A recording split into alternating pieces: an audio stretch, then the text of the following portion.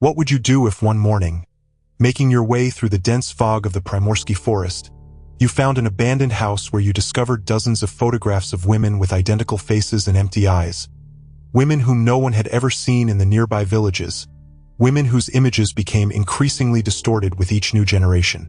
In the cold climate of the Russian Far East, where winters last most of the year and where isolation can be both a salvation and a curse, such stories often remain buried under layers of snow and time. Today, we will tell you about one of the most disturbing finds made by the Soviet police in the late 1970s, about which official archives hold only fragmented information. Stay with us until the end to learn the whole truth about the mystery of the Sokolov family. November of 1979 turned out to be especially cold, even for the Primorsky territory. Snow fell earlier than usual, covering the dense taiga forests north of Vladivostok with a white blanket. It was during this time of year that a hunter named Viktor Petrovich Ivlev set out on his usual route in search of sable. That day, Viktor went further than usual, almost 20 kilometers from the nearest village, Svetlaya. The weather deteriorated sharply, and the hunter decided to wait out the blizzard, finding shelter in the forest. Later, in his testimony to the police, Ivlev described how, through the swirling snow, he noticed what he initially mistook for a natural hill. Approaching closer, he made out a wooden roof, almost completely hidden under a thick layer of snow. The house was built in such a way that part of it was underground, dug into the slope of a small hill, which made the structure practically invisible to a casual passerby. Viktor Petrovich noted something strange. Despite the isolation of the place, a thin wisp of smoke was coming from the chimney, indicating that someone lived in the house. "I knocked, but no one answered," Ivlev said in the interrogation record. "The door was unlocked, and it was warm inside. I called out to the owners several times, but the house seemed empty. Only when I went into the far room did I realize that someone was in the house."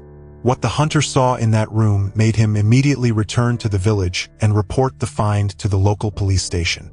In his report, he wrote, "A room with 5 women sitting in a circle on the floor.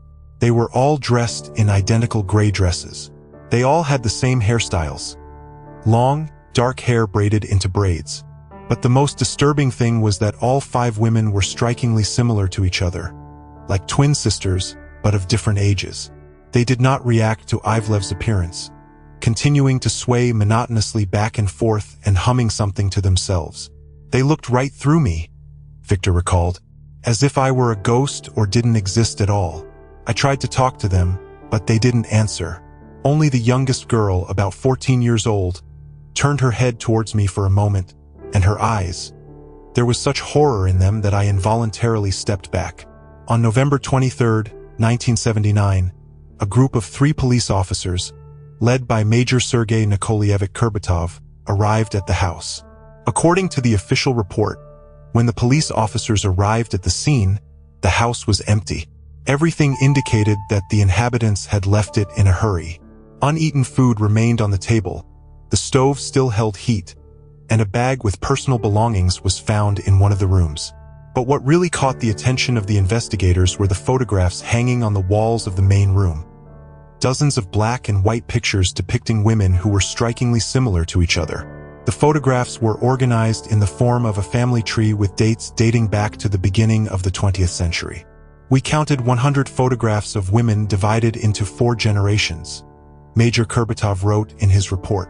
It was noted that with each new generation, the facial features became more pronounced, almost exaggerated, the eyes more widely spaced, the cheekbones higher, the chin more prominent.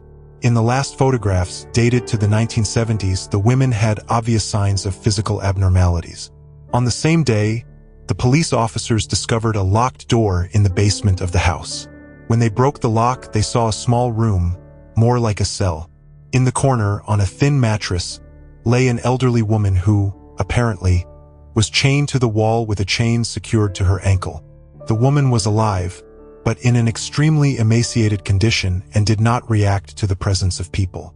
Major Kurbatov called for medical assistance, and the woman was taken to a hospital in the city of Vladivostok. According to the medical report, the patient, presumably 65 to 70 years old, suffered from severe exhaustion, dehydration, and frostbite of the extremities. But more importantly, doctors noted clear signs of many years of physical and psychological abuse. The patient demonstrates signs of prolonged social deprivation and possible confinement, the medical report stated. Multiple scars on the body indicate systematic violence. The condition of the reproductive organs is particularly alarming, indicating numerous births in unsuitable conditions. The woman's identity was established only a week later. She turned out to be Maria Sokolova, who had been listed as missing since 1963. According to documents, Maria was the daughter of Anatoly Sokolov, a forester who moved to the Primorsky territory from the Leningrad region in the late 1940s. Anatoly Sokolov worked in a nature reserve and lived with his family in a remote forestry station. The archives revealed that he had a wife, Elena, and two daughters, Maria and Alexandra. In 1952, a record appeared in the documents of the local village council regarding the death of Elena Sokolova from tuberculosis. After that, Anatoly and his daughters continued to live in the forestry station, and information about the family became increasingly rare. The last record dated back to 1959, when Anatoly Sokolov received his final pay and resigned from the nature reserve. After that, the family seemed to disappear. Maria Sokolova was never able to give testimony.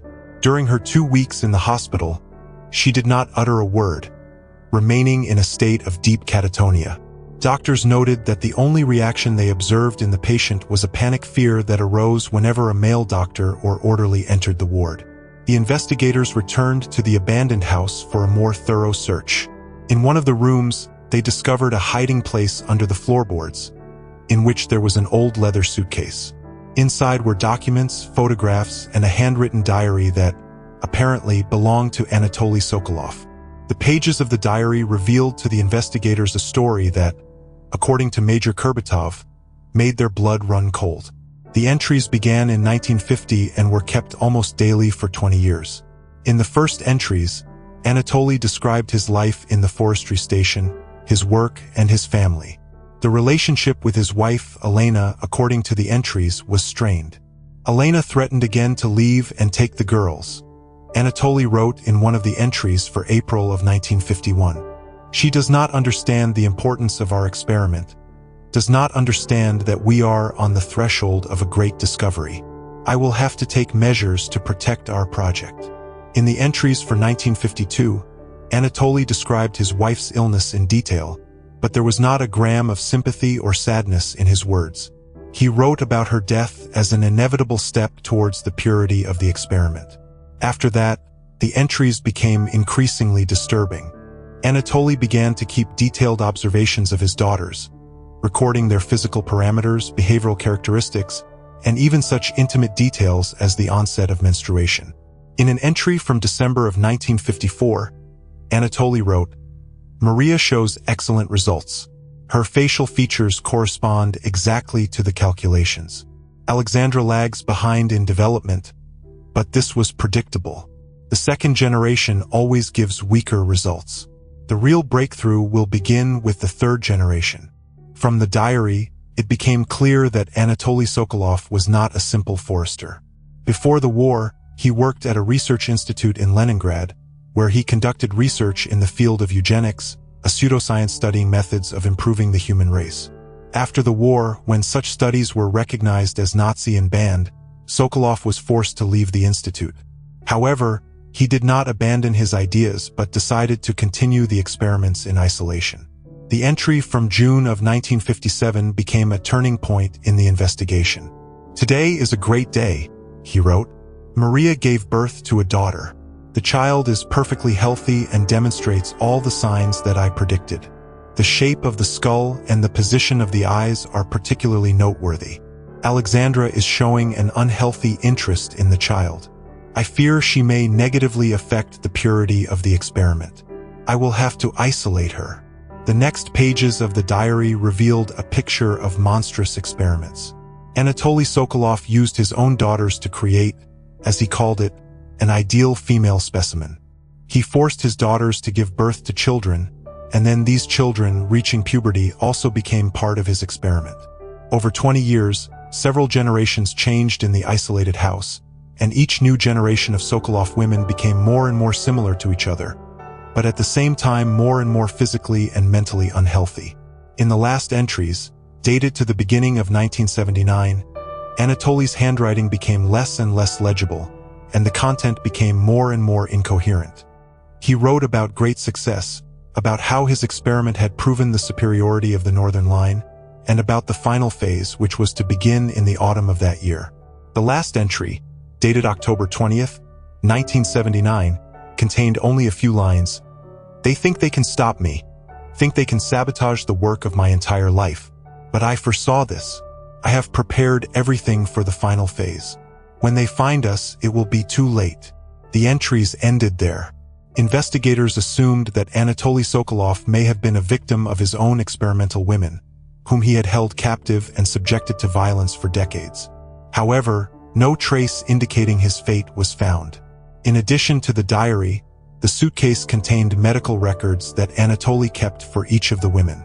The records contained detailed anthropometric data, the results of some tests, and photographs. Particularly disturbing were the photographs of the last generation of women, the very ones that the hunter Ivlev had seen. The pictures showed clear signs of genetic abnormalities: disproportionately large heads, widely spaced eyes, deformed limbs. Medical experts who studied these materials concluded that Anatoly Sokolov deliberately practiced inbreeding, close-kin crossing, which inevitably leads to the accumulation of genetic defects. He did not simply allow, but deliberately cultivated physical and mental deviations, considering them desirable traits. In the case materials, we see a classic example of degenerative changes caused by close-kin crossing, the forensic medical examination concluded. With each generation, genetic defects accumulated and intensified, leading to serious physical and mental abnormalities in the last representatives of the family. After the discovery of the diary and medical records, the investigation took on a new urgency. It was obvious that the women that the hunter Ivlev had described could still be in the forest. The police organized a large-scale search within a radius of 20 kilometers from the found house.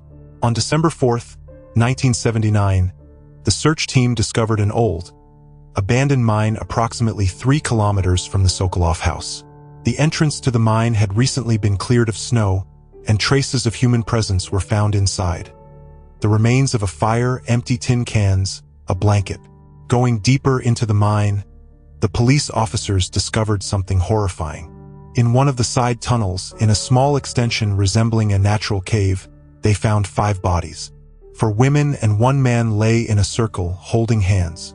According to the preliminary conclusion, death occurred from poisoning approximately 1 week before the bodies were discovered. The man was identified as Anatoly Sokolov, based on photographs found in the house. At the time of death, he was approximately 70 years old. The 4 women were apparently the very ones that the hunter Ivlev had seen. According to medical records, their names were Natalia, Ekaterina, Irina, and Sofia. The oldest, Natalia, was 22 years old, and the youngest, Sofia, was 14.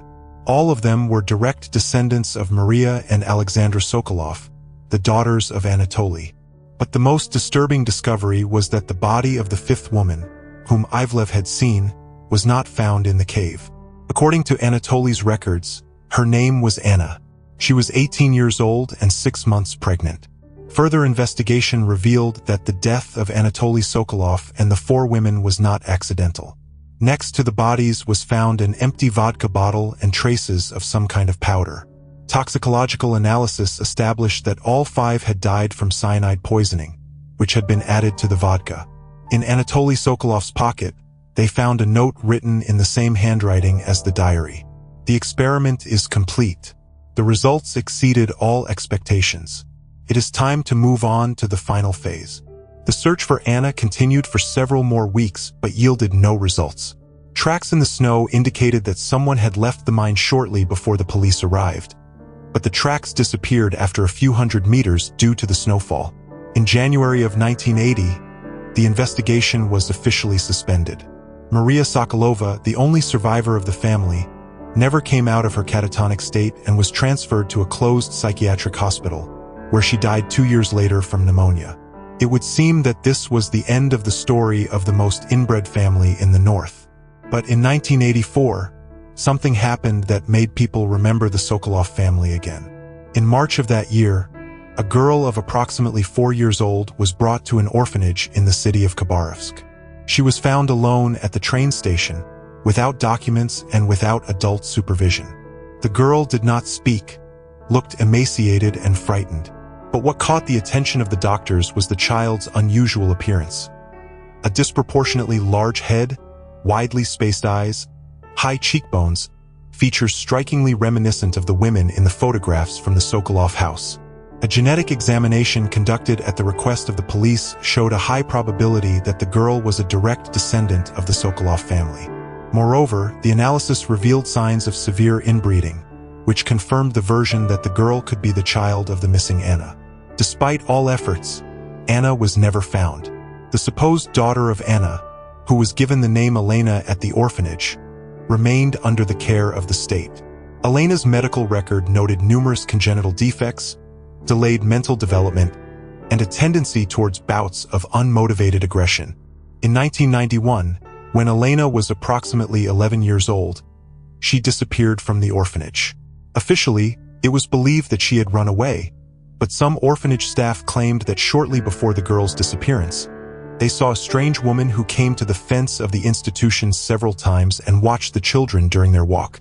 She stood motionless like a statue, one of the caregivers recalled, and looked only at Elena, at no one else.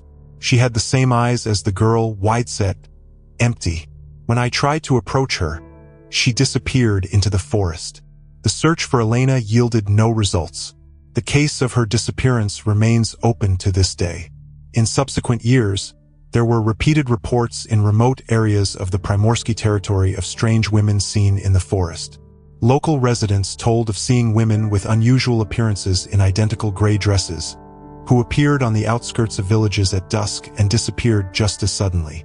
But none of these reports received official confirmation.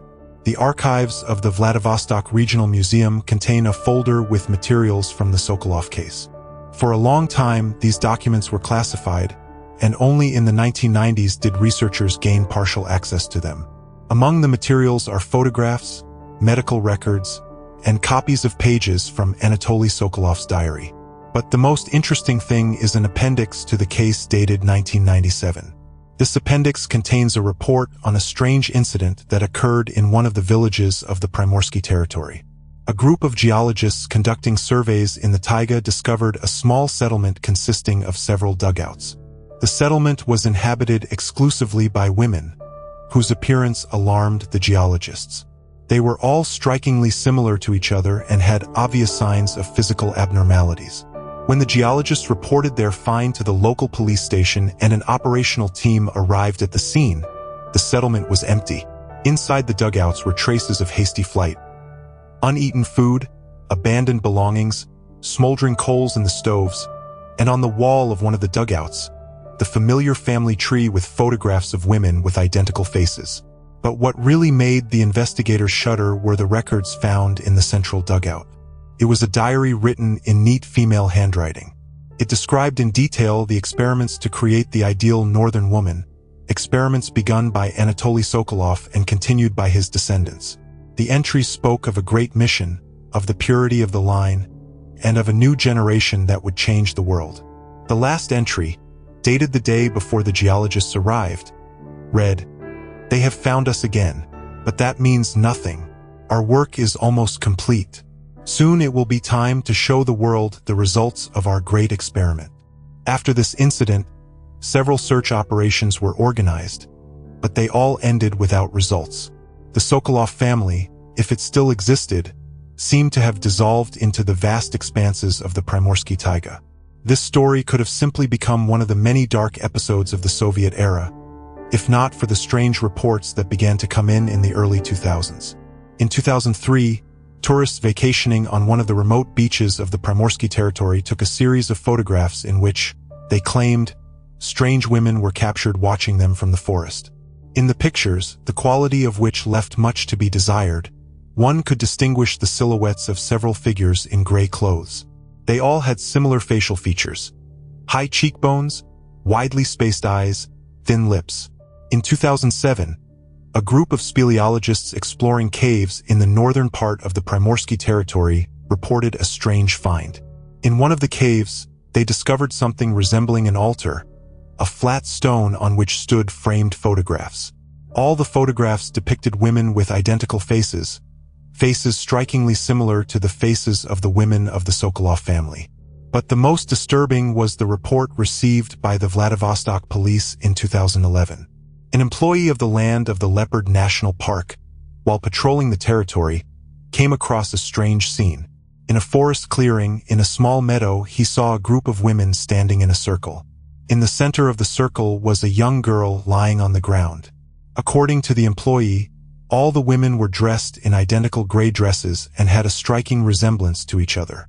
When the man tried to approach closer, the women noticed him and instantly disappeared into the forest, leaving the girl lying on the ground. Approaching her, the park employee discovered that the girl was dead. The cause of death could not be established, but strange symbols were found on the body, carved into the skin. These symbols matched the drawings found in Anatoly Sokolov's diary almost 30 years ago. A forensic medical examination revealed another alarming fact. The girl was 3 months pregnant, and a genetic analysis showed a high degree of inbreeding, which confirmed the assumption of the investigators. The deceased was a descendant of the infamous Sokolov family. "We are dealing with the continuation of the experiment begun by Anatoly Sokolov," said investigator Igor Vasilyev, who was assigned to the case. "Only now, the experiment is being conducted by the women themselves, raised in a perverted system of values, where incest and genetic mutations are considered signs of chosenness." After this incident, a large-scale operation was organized in the Primorsky territory to search for the descendants of the Sokolov family.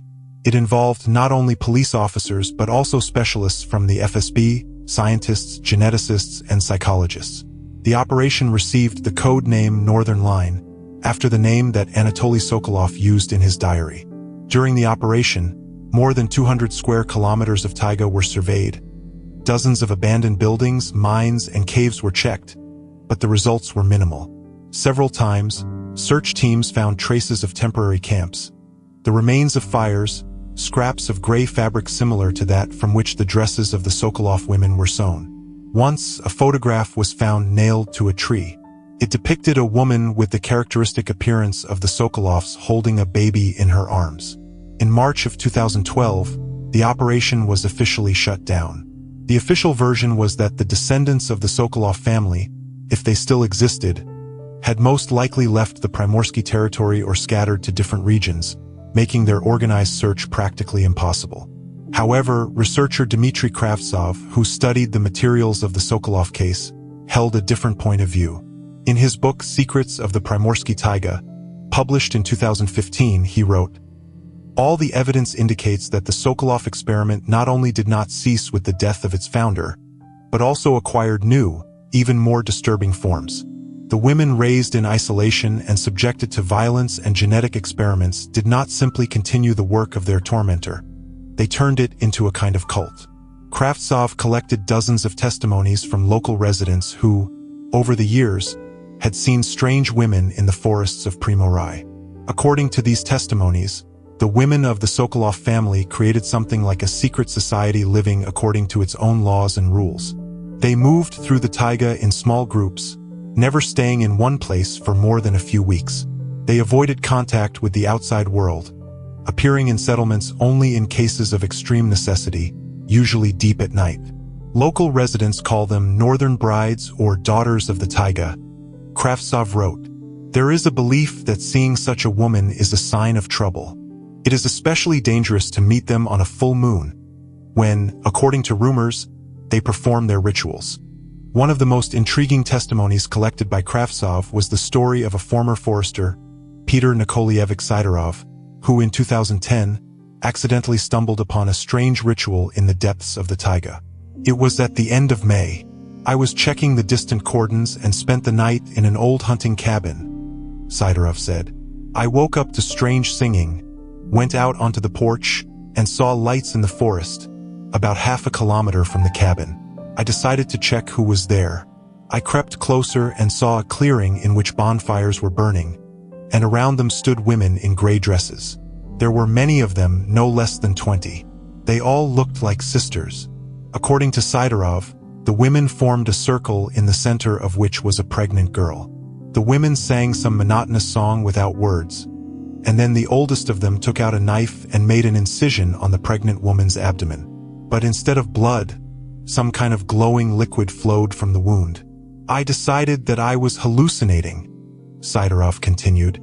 I rubbed my eyes, and when I looked at the clearing again, all the women were looking directly at me. I couldn't stand it and ran.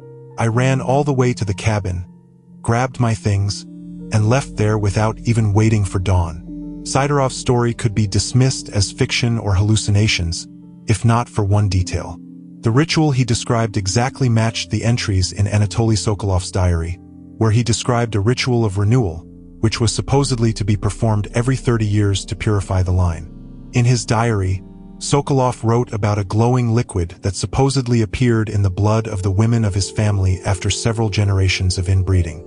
He considered this proof of the success of his experiment and a sign that his descendants were acquiring some special properties or abilities. Modern geneticists who studied the materials of the Sokolov case suggested that it could be a rare genetic mutation causing bioluminescence, the ability of an organism to produce light. Such mutations are known in some marine organisms, but are extremely rare in mammals and have never been documented in humans. Theoretically, with a certain combination of genetic factors, such a mutation is possible, commented geneticist Andrei Savliev, especially given the high degree of inbreeding in the Sokolov family, that could have led to the manifestation of the most unexpected recessive traits.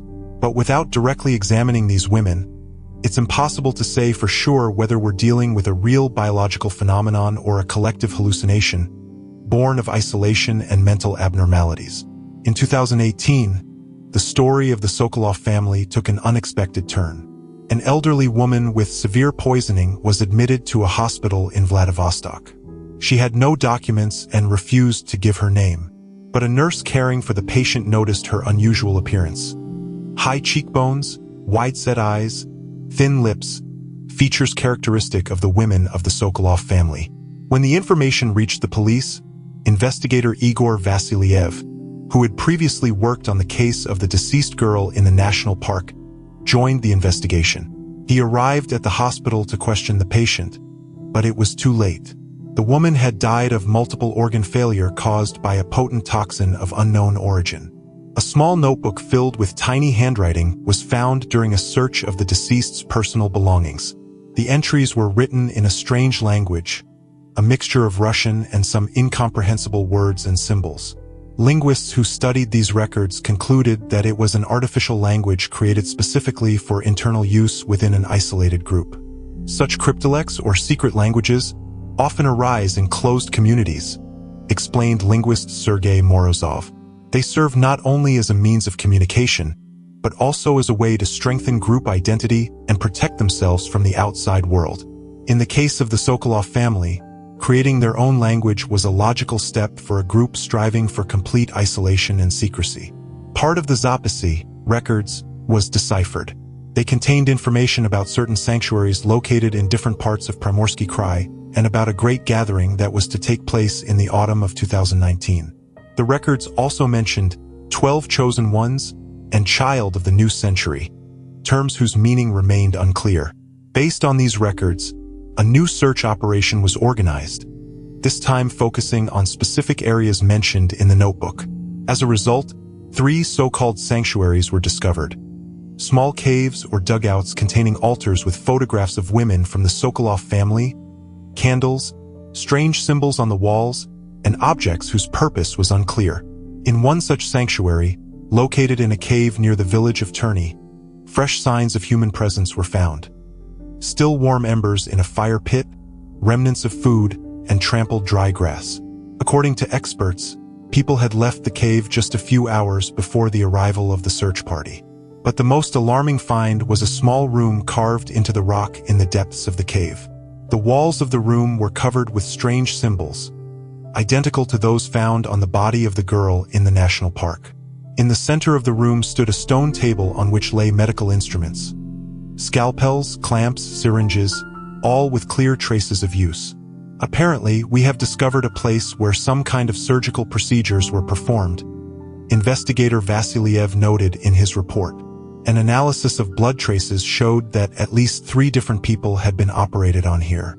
Given the context and the history of the Sokolov family, it can be assumed that this is a continuation of the eugenic experiments started by Anatoly Sokolov. In the autumn of 2019, when, according to the deciphered records, the Great Gathering was to take place, round-the-clock surveillance was organized in the areas of the alleged sanctuaries, but no activity was noticed. It seemed the women of the Sokolov family had once again disappeared without a trace. In the following year, 2020, when the world's attention was focused on the coronavirus pandemic, the Sokolov story once again faded into the background. Search operations were curtailed, and surveillance of the sanctuaries was discontinued. It seemed the mystery of the inbred women of the North would remain unsolved. However, in March of 2021, an event occurred that rekindled interest in this story. A group of tourists traveling through the Sikhotalin Mountains took a series of photographs depicting strange people moving through the forest in a column. The photographs were taken from a great distance and were of poor quality, but they showed about 20 figures in gray clothes walking one after another along a forest path. A tall woman holding some kind of glowing object in her hands led the column. Experts who studied these photographs concluded that they were not fakes. In one of the images, taken using a zoom lens, it was possible to make out the face of a woman walking in the middle of the column. It had all the characteristic features of the women of the Sokolov family: high cheekbones, wide-set eyes, and thin lips. We can state with a high degree of certainty that the photographs depict descendants of the Sokolov family, declared anthropologist Viktor Igorov. The physical traits we observe are the result of many generations of inbreeding and correspond to those we see in historical photographs from Anatoly Sokolov's house. The most intriguing aspect of these photographs was the glowing object carried by the leading woman. Computer magnification and image processing revealed that it was a transparent container containing something emitting a bluish light. Biologists who studied these images hypothesized that the container might contain a biological sample with manifestations of bioluminescence, the same glowing liquid that Anatoly Sokolov wrote about in his diary. If we assume that Sokolov did indeed breed a line of people with a mutation causing bioluminescence, then it is logical that this trait became sacred to them, commented geneticist Savelyev. In an isolated group with a strong cult of personality around the founder, such a mutation could be interpreted as a sign of chosenness, supernatural power, or even divine origin. After these photographs were published online, the internet story of the Sokolov family sparked a new wave of interest. Dozens of amateur expeditions set off into the taiga of Primorai in search of the legendary inbred women of the North. Most of them returned empty-handed, but some brought new evidence and findings. One such expedition, organized by a group of anthropology students from Vladivostok, discovered a small cemetery in a remote taiga valley. It contained about 30 graves, each marked with a simple wooden cross without inscriptions. But each cross was carved with the same symbol, the one found on the body of the girl in the national park and on the walls of the sanctuary. Archaeologists who studied the cemetery concluded that the burials dated to different periods of time, from the late 1970s to very recent ones, presumably dating back to 2020. At the same time, all those buried were women, and some graves contained the remains of newborn children. This cemetery confirms the theory that the Sokolov family continued to exist after Anatoly's death and preserved its traditions, noted archaeologist Pavel Semenov. It is especially disturbing that there are many young women and newborn children among those buried, which may indicate a high mortality rate in childbirth, a common phenomenon for groups with a high degree of inbreeding. In July of 2021, a strange incident occurred in the village of Kovalarovo, located in the central part of Primorsky Krai. At night, a young woman with severe bleeding was taken to the local hospital. She had no documents and refused to speak, giving only her name, Anna. Doctors diagnosed her with premature labor and performed an emergency cesarean section. The child, a girl, was born with serious pathologies: a deformed skull, underdeveloped limbs, and strange skin changes. Her skin had an unusual bluish tint and glowed faintly in the dark. Despite all the efforts of the doctors, the child lived only a few hours. Anna's condition worsened sharply after the birth, and she fell into a coma. When the medical staff left the ward for a few minutes, two women in gray dresses entered the room through the window. They took the body of the deceased child and disappeared before the security guards could react. Anna died the next day without regaining consciousness. Genetic analysis of her tissues showed a high degree of inbreeding, as well as the presence of a rare mutation that could theoretically explain the bioluminescence of her child's skin. This case caused a new surge of interest in the story of the Sokolov family. The FSB, Federal Security Service, reopened the investigation. New search operations were organized, but, as before, the women of the Sokolov family seemed to dissolve into the vast expanses of the taiga, leaving behind only vague traces and disturbing questions. The most recent evidence of the existence of this mysterious family is a recording from a surveillance camera at a gas station near the border with China, made in January of 2022. The recording shows a group of women in gray dresses approaching the gas station late at night.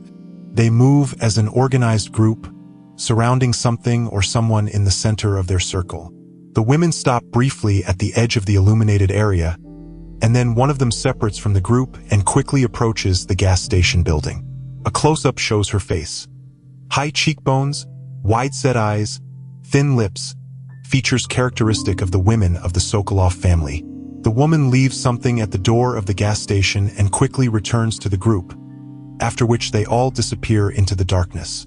A gas station employee who arrived for his shift in the morning found a small wooden box at the door. Inside was a bundle of gray fabric, and in it a strand of dark hair and a note written in the same strange language as the notebook of the woman who died in the hospital. Linguists were able to decipher only part of the text. Child of the new century is born. The experiment is complete. A new era begins. What do these words mean? And has the experiment started by Anatoly Sokolov more than 70 years ago finally come to some kind of conclusion? One can only guess. The women of the Sokolov family, if they still exist, keep their secrets deep in the shadows of the Primorsky taiga. Locals still tell stories about strange women with identical faces who are sometimes seen on the outskirts of villages at dusk. They say that these women have the ability to predict the future, heal diseases, and even control the weather. But they also warn that meeting the northern brides can bring misfortune. They are not from our world, say the old-timers.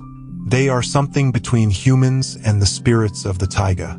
They were created by a mad scientist who wanted to breed a new race of people, but instead created monsters. Now they wander the forests, taking children and performing their dark rituals. Of course, most of these stories can be dismissed as superstition and folk fantasy, but the fact remains. Somewhere deep in the Primorsky taiga, perhaps still, there exists a group of women, descendants of the mad experiment of Anatoly Sokolov. Women whose blood has been mixed within one family for generations. Women whose bodies and minds have changed beyond recognition under the influence of inbreeding. And perhaps the most disturbing thing about this story is that these women do not consider themselves victims. On the contrary, they continue the experiment started by their ancestor, voluntarily maintaining isolation and inbreeding, cultivating the very traits that most people would consider a deformity and pathology. What will happen next? Will the Sokolov line continue, becoming more and more closed and genetically distorted? Or will one day the last of the inbred women of the North die, leaving no offspring, and the experiment of Anatoly Sokolov will finally end? We will most likely never know. The Primorsky taiga keeps its secrets, and the darkest of them are connected with the Sokolov family, a family whose history has become one of the darkest legends of the Russian Far East. But one thing is certain. If you ever find yourself in the remote forests of Primorsky Krai and hear strange singing coming from the thicket, or see silhouettes of women in gray dresses in the distance, do not approach them, because meeting the most inbred women of the North may be the last thing you see in your life.